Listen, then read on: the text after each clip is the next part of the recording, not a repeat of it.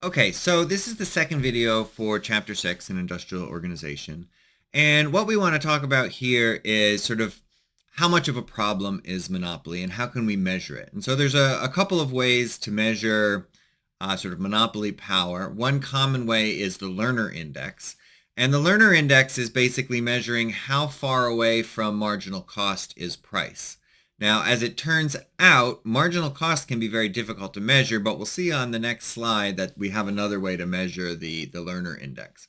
But I think most intuitively, right, is this formula here, where the Lerner index is simply price minus marginal cost divided by price.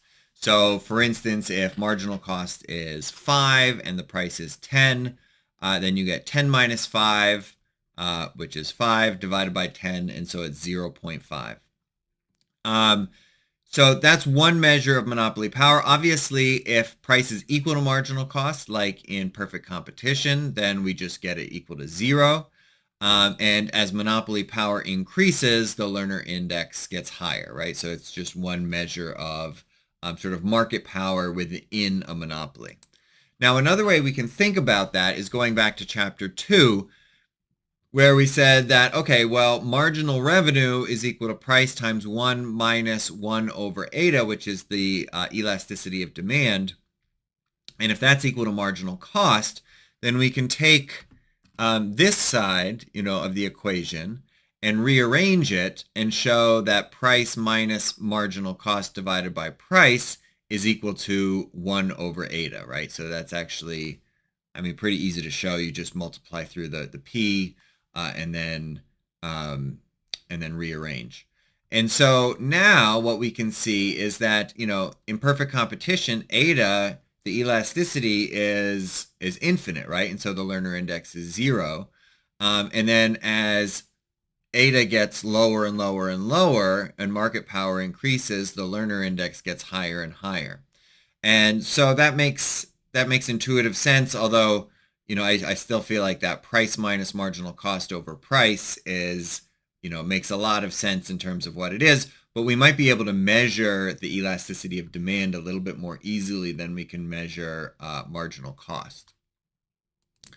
All right, so here's just a couple of examples of the Lerner index. So if eta equals 20, then the Lerner index is 1 over 20 or 0.05.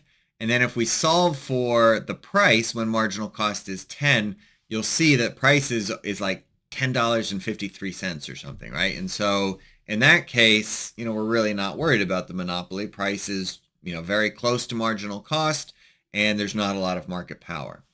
On the other hand, if eta equals 2, then our Lerner index is 0.5. In that case, our price is going to be $20 for a marginal cost of $10. And now, we have a lot more market power, right? So we're looking at, much more deadweight loss in the market and something that we might want to start worrying about. Graphically, of course, we can see this with our sort of traditional deadweight loss triangle, right? And so just remember what we're doing here.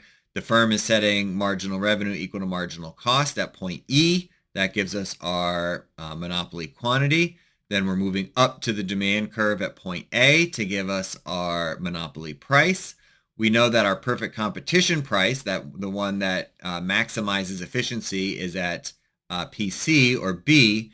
And so our deadweight loss here is just AEB. And you can see, right, as the demand curve becomes flatter, becomes more elastic, that deadweight loss is going to get smaller. And as it becomes steeper or more inelastic, that deadweight loss is going to be larger. All right, so then another question is, how inefficient is it, right? And, Hicks apparently said the best of all monopoly profits is the quiet life, basically meaning you don't need to worry about competition, right? And that's the key, is that firms dislike competition because it reduces profits.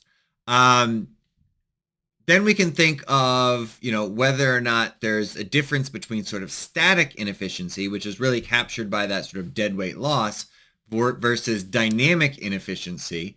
And when there's dynamic inefficiency, that really means that over time, we're not getting sort of the increases in, innovation that we would expect, right? So if a firm has no competition, doesn't need to worry about competition, then the incentive to come out with better products, to make products cheaper, that kind of disappears. And so then we have both a static inefficiency and a dynamic inefficiency. Now, we'll come back to that, right? Because, how much of sort of monopoly profits incentivizes innovation. So we'll have to think about that. But another type of inefficiency that we need to worry about is, lobbying in order to protect those monopoly profits. And so if a firm finds itself in a monopoly position, there are different ways to protect those profits. And if one of the ways to protect them is to, lobby the government to either, have a tax break, get a subsidy, have tariffs put on international competition, put in licensing laws that reduce competition, then that's really going to increase deadweight loss, increase prices for consumers, and we typically want to avoid those things, outside of a strong argument, for some other reason. All right, so we'll stop this video there, and we're going to talk more about sort of models that we can think of with monopoly, where it might make sense, and then in the last video we'll talk about monopolistic competition.